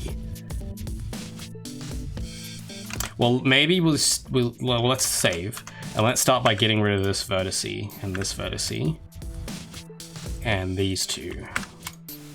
Because essentially I want to like just connect them like that. But that is not like 1, 2. Well, it is 4-sided, but it's not. It's like, you know, it's. I mean, that's kind of more what I'm after. But I don't know about that vertice hanging there. It just feels not right. It feels like that's.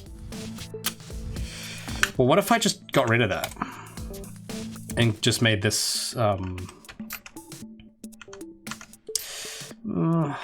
keep that there, I guess. It just feels like it's been cut off, but I guess that's kind of what I'm after. No, I think the reason this feels off, I think it's because it's edge flow. Because what I don't like is that this polygon flows into that angle, and I don't think it should. I think it should go like parallel. It shouldn't converge. It feels wrong. So I think what I want to do is well, let me think. So I want to leave the verts there, but I essentially like, oh,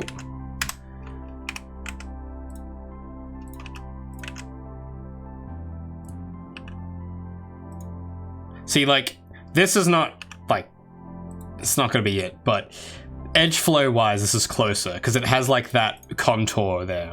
That's kind of what I want, but this is a 5-sided poly and that won't work.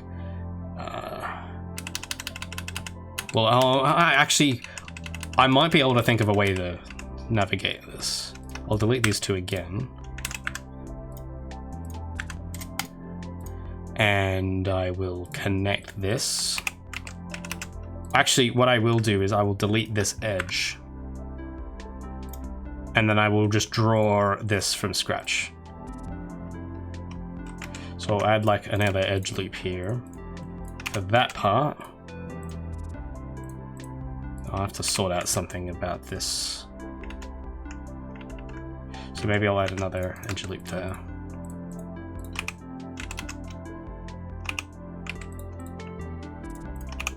So yeah, that's kind of more what I'm going for.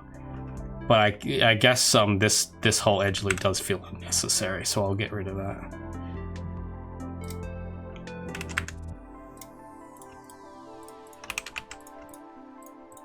Because texturing that would be a bit easier, or unwrapping it. Because having it the way I had it before would have been a pain to UV map. So I will mark sharp. Mark sharp. It's just like the I guess that's fine. It's just like the angle of the polygons here seem weird. That's all. But I guess I can just like move that down, I suppose. Yes, the angle of everything feels a bit off now because it's like it leans and then it goes not leaning. So I don't know if I want to like move these, but because that'll kind of ruin the shape. Yeah, I think I'll just leave those where they were.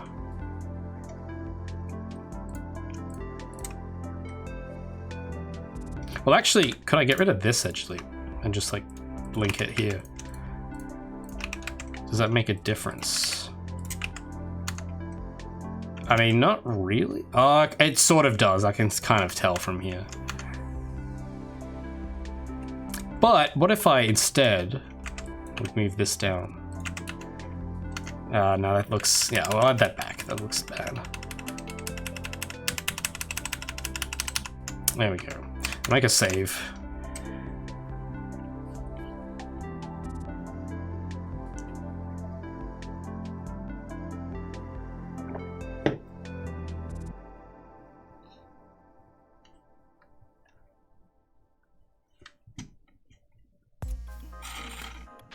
Okay.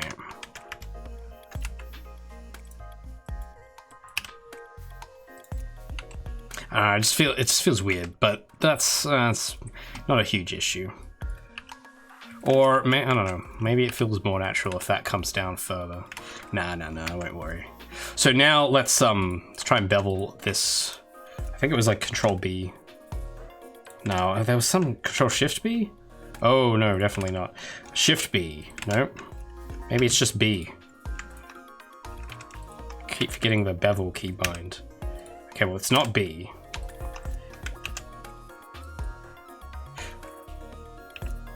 See, the bevel thing comes up, but it doesn't let me move it. I'm very...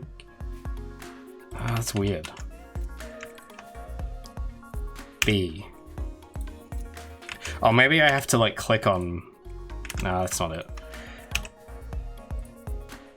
No, it's not. It's the keybind. I keep forgetting. I know it's, like, something B. Alt B? Nope.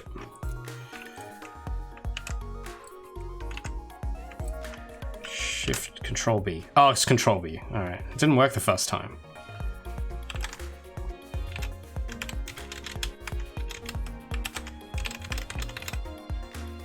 I think the right amount of bevel. I think I'm gonna need more bevel. So hold on. Control B, 0. Oh, that's too much. 0.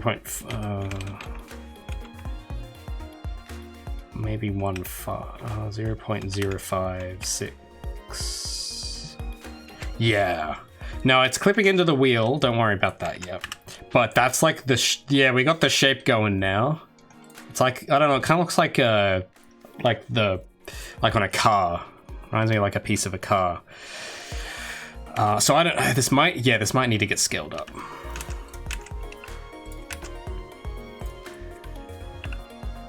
Yeah. So it's not perfectly lined up with the reference, but it's like pretty close. Well, that's kind of like the shape I was going after. Now it's gonna need a bit of extruding, of course, to fill in some of these areas, but that's the easy bit.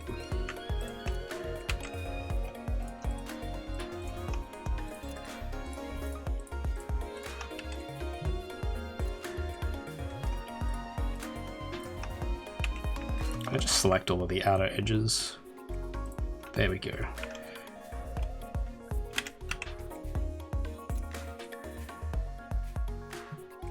Why is this not scaling down? Okay, there we go. So it's this is gonna be kind of weird. I don't like usually doing stuff this way, but all right, now let me do that again. That was a bad extrude. Let me just like move everything like inwards, and we'll figure out, like, we'll line this up better.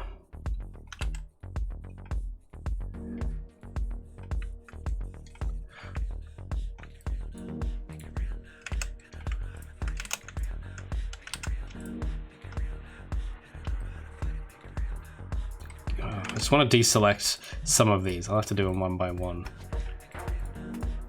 So I want some of these still selected. Yeah, these are the ones. And then I just want to move those down.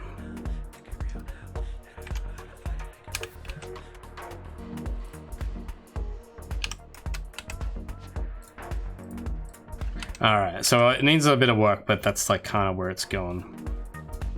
Oh, thank you so much, Diablo Musica, for subscribing with Tier 1. Appreciate it.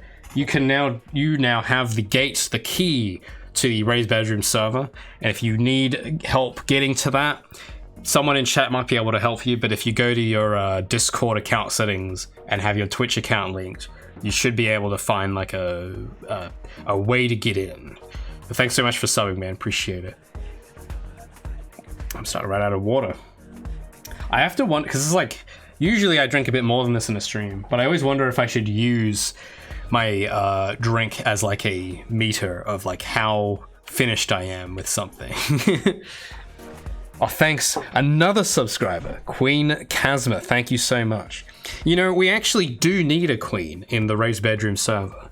We have, who do we have? I'm trying to remember what kind of, we have like, we have a legend. We do not have a queen. that you fit right in. Thanks so much. Sacrifice 6 goats. Why 6? Why not 3 or 2.5? I don't know. Where can I post fan art now? You can post it in the Project Feline subreddit. I will link that to you. I think I do have a link to it down below, but I'll link it here as well.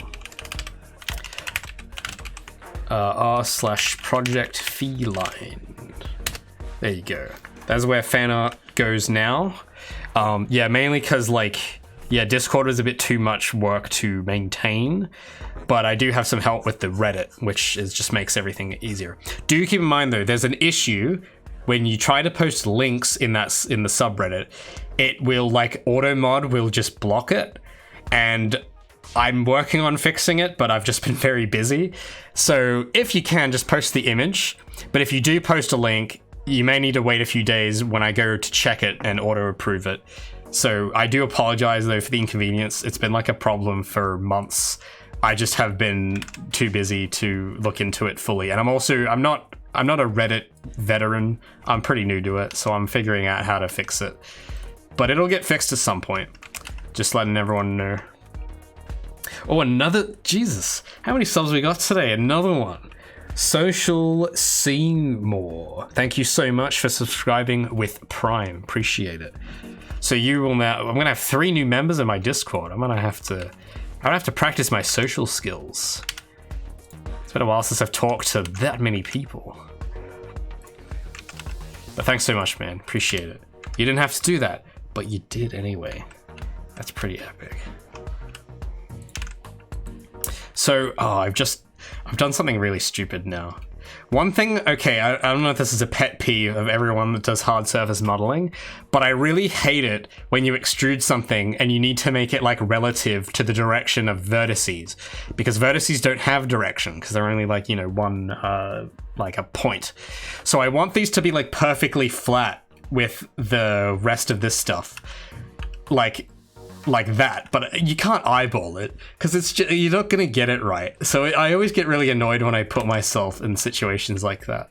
So I'll come back to that in a bit. I can't believe I've done this. I hate when I do this. It just sticks out, and if you try and you can't eyeball it back on, it's just not gonna look. You can tell it's been eyeballed. So it's there is a way to have it flush. I just don't remember how. So I'll figure that out at some point. But I really just wanted to focus on having these parts not clip, I think.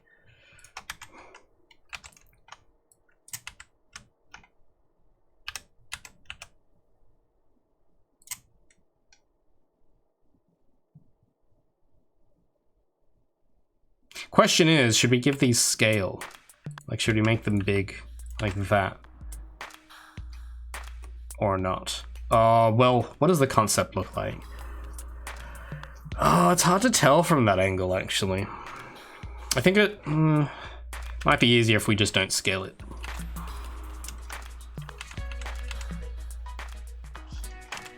Just leave it, yeah, like how it was. So now that's flush with the surface, which is fine. It's just getting this front part now. God damn. And my Blender is really lagging now for some reason. I don't know what's going on. I think I can close this tab probably. Oh, wait. Why do I have 2 instances of this open? Wait a second. Alright, well let me save that. I don't know why, it must have been when I opened Gabby, I had 2 instances open by accident. There we go. Okay, that runs way better now. Oops. I accidentally had Blender open twice with the same file. Oh.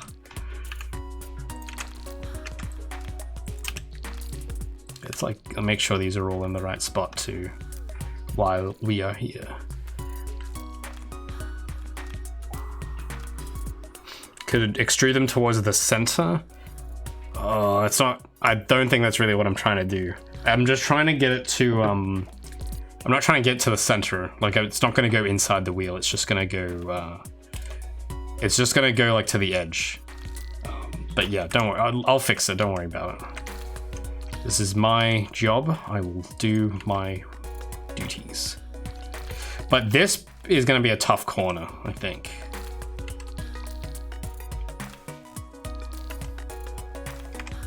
I don't know, maybe it does need to come out a bit.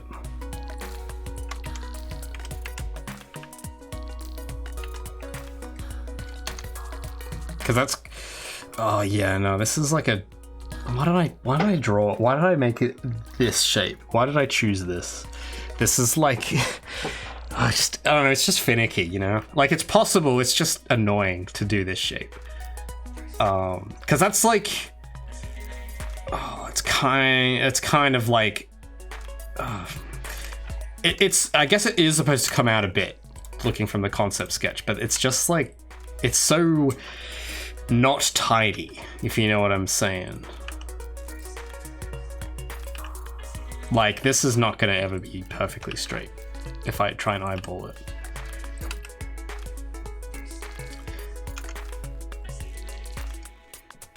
And then there's some polygon here that's being Z fighting.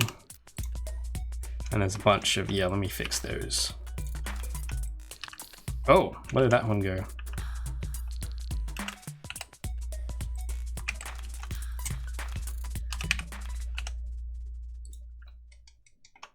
Oh, wait, you just posted fan art. Let's have a look. Let me check the old mod queue.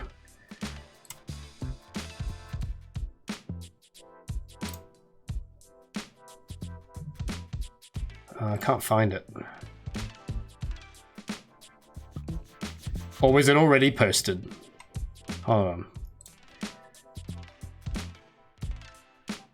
Oh, maybe I need to refresh my page. It isn't showing up yet. Oh no, here it is. Oh my god. Hold on, how do I, yeah, so auto mode, this is what I was saying, auto mode's caught it, because it's like, I don't know, because you can upload images with links, or you can upload them, like, directly. I don't know which, it's something it's doing is, like, getting it. But this is amazing. Hold on, let me, I've approved it. It is in the subreddit now. Let me, like, check, let me show it. Let me just find the actual post. Let me refresh. It should be there now, you should be able to see it. Everyone go check the subreddit. Someone's just posted an awesome drawing. Let me just turn off mod mode. There we go, look at that. Can I, let update that one, hell yeah. Let's have a look at it full screen. Dude, you got the cogs, that's so cool. The cogs actually look so delicious as cereal. Oh my goodness. Now with extra iron. The most, oh, get it? The most horrific breakfast. Oh, good one. That is actually, I like the colors you've chosen for the logo. That's really cool. Gabby's gear loops. Oh my god, dude, thanks so much. This is like made my day. And you got the wait a sec. Because it looks like the background I use on the website, but you've drawn it from scratch, it looks like. Dude, that is dedication. That is, and you got the ring. That's awesome. Dude, you pay really close attention to my branding materials. Nice. And you got the anime speed lines. Very cool. And you've got like the classic Disney three fingers. It's actually, Gabby does look kind of interesting in this art style. I've never seen someone draw like a Western art style like Gabby before. That's really cool. Anyway, I'll stop gushing, but that's awesome, man. Good work. You have my update. Thank you so much. Well, yeah, like, here's the thing, because I always love featuring fan art in my videos, but the next one is probably not going to be for a little while, so hang tight. It might make it in someday. Alright, where's chat? Where are you guys? Kind of looks like a Gravity Falls character. Yeah, a little bit.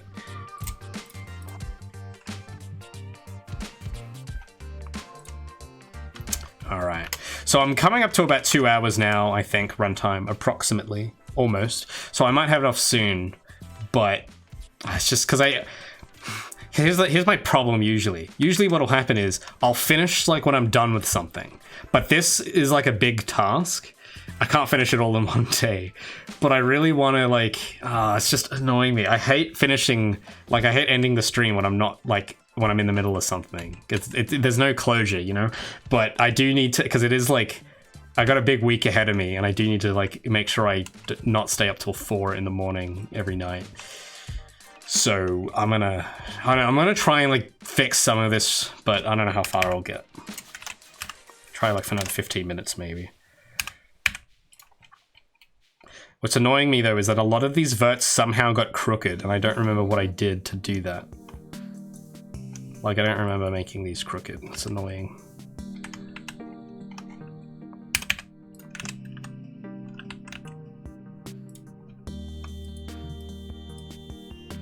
Maybe if I scale X0 and then snap all of these to the grid. There we go. Now it's straight. Because yeah, they weren't... Oh, well now they're clipping in. Hold on. Ah, doesn't quite line up, but that's okay.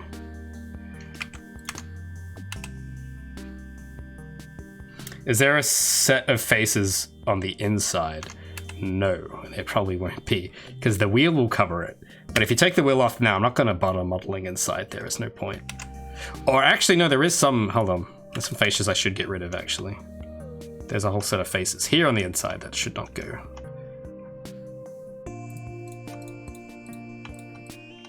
All of these ones, we're not going to need those.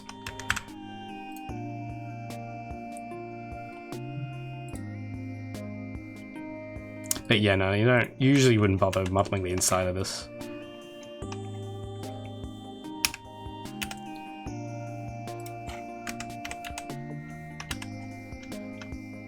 It's just, what's this vert? There's like a, oh, it's this thing. Alright, I guess I'll leave that there for now. Like, okay, this is, it's kind of getting to the shape I want. It's just very crooked.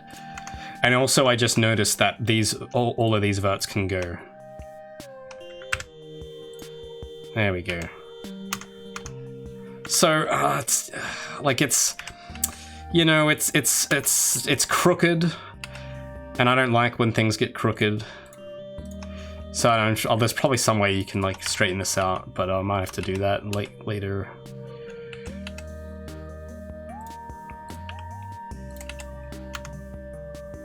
Well, if I had to do it where it's like you see a visible, I don't know, like if there's like visible contours, I guess it would look, I don't know, it kind of doesn't look that good on the corners though, does it?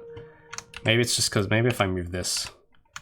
Nah, it looks too, not right.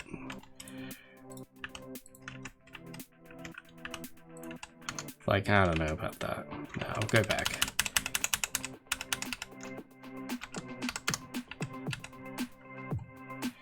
I'll tell you what, because this is, I'm gonna get really stuck on there, so I'll pick another quick area to do, and we'll see how far we make it. And I just noticed that a bunch of this stuff is still not in the right spot, so let me move it.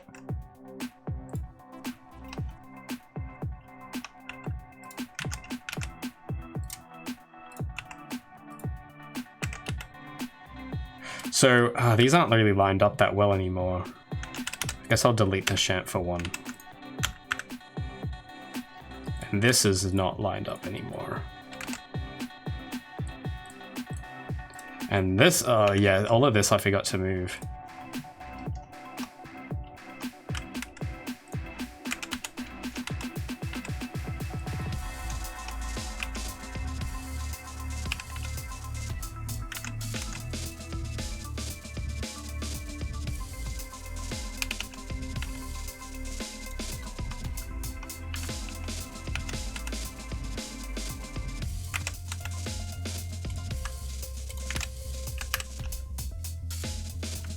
Okay, so I've done that, well, that's getting worked on. What's an easy thing I could quickly, I guess we could do like the part that connects. That shouldn't be hard. But let me just move the arm where it should be. I'll tell you what, you know what might be more interesting to end on? We'll do this little bit part of the arm. I'll just do the bottom half part. That'll be fun. So I think for this, I might need a cylinder. Yeah. So I'll just copy this one.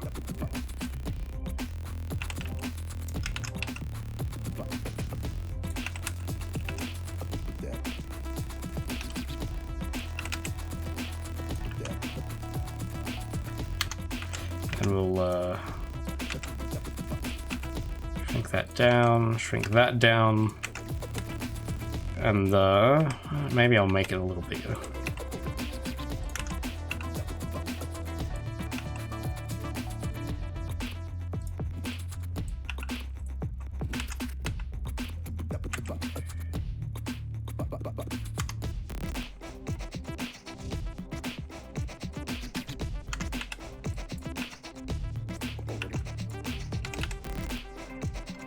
And then we'll sort out those. I think these should be really easy to solve, these polygons. These are however many sides these are, because yeah, I could split that up into 4 very easy. Ooh, faces. And let me get the other side.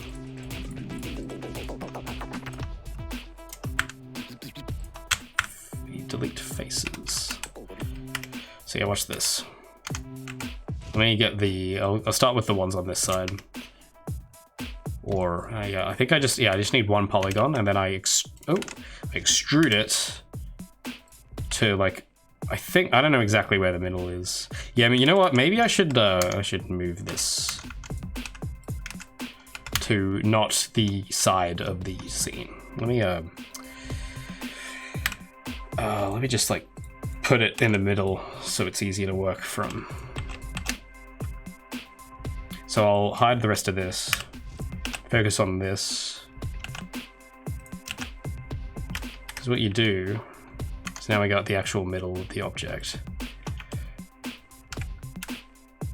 Get one edge in the middle, and we'll do this on the other side too.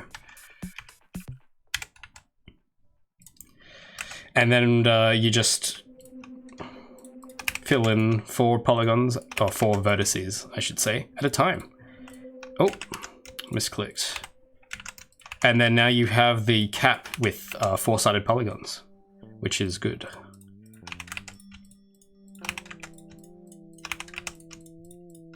There you go. So we might leave this part in the middle because we might need to. Well, actually, hold on. Let me smooth it.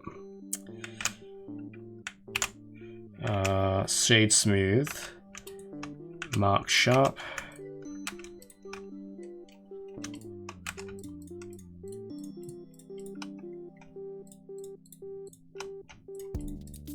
Mark sharp.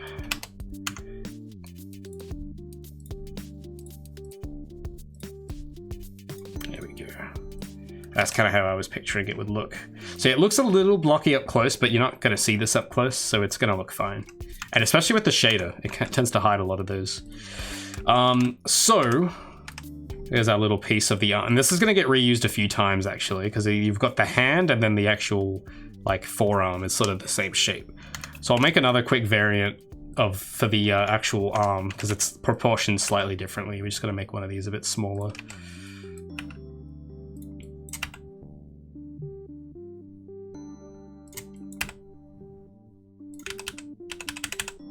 Actually, let me try that again.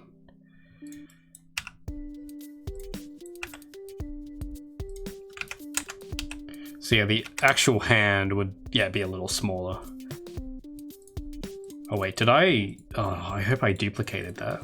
Oh damn, I didn't. I thought I did. Oh, let me undo that. I must have undone the part where I duplicated it. So let me duplicate that. There we go.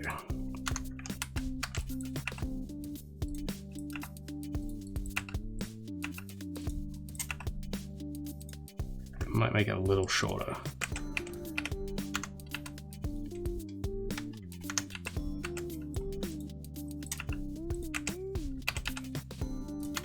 So we got the part of the hand and a part of the forearm. So it'll kind of like be connected and look like that. And it'll have little claws coming out of it, but I'll do that another time because I'm getting hungry. So there's one part. Well, I'll just leave. I should probably name these actually. What shall I call this? I shall call that forearm. And I'll call the other part hand.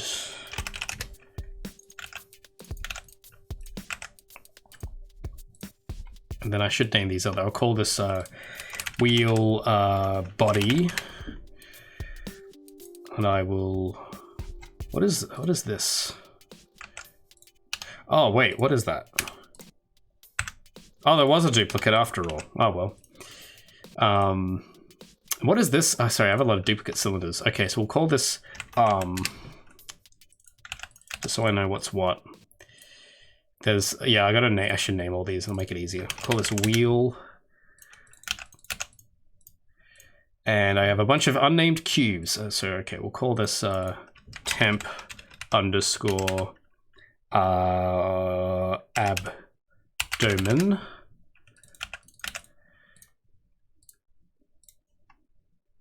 I'll call this temp underscore abdomen connector.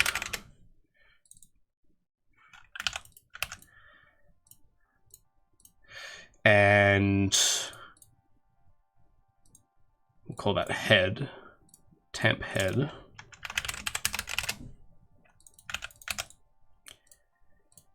And what is this? Okay, this part's finished. We'll call this body. Maybe torso, that's more appropriate. There's a lot of bodies. Just torso. And what's the sphere? Okay, that is a joint. So we'll just call it joint. And then there's the scale cube. Okay, so that's all named. That should make things easier to navigate for next time. So I will save that.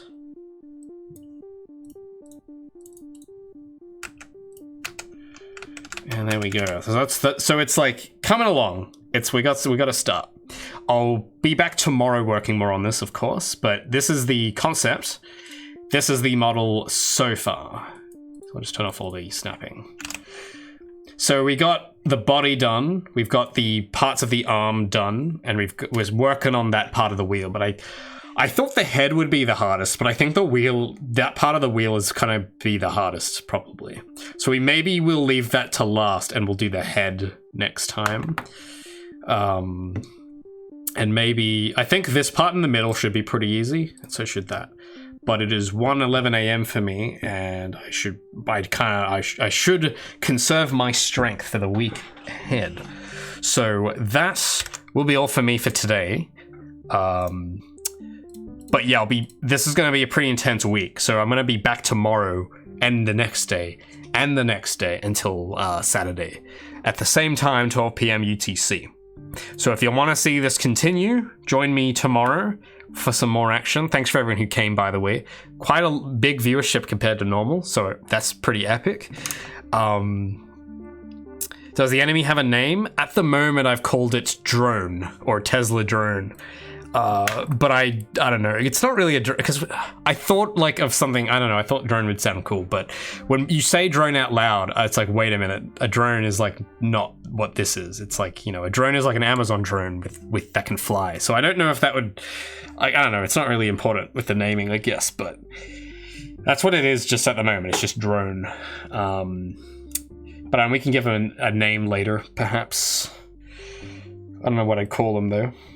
Stevotron, of course. How could I not see? Just, yeah, he looks like a Stevotron. But anyway, that'll be all for today's session. I'm going to be spending tomorrow editing a devlog, so that's why I'm not going to be like back until like 24 hours from now. So I'm going to sleep, I'm going to do some editing, and then this time, 12 p.m. UTC tomorrow, we're going to be back working on this model. So thanks everyone for coming. I will see you guys soon, very soon.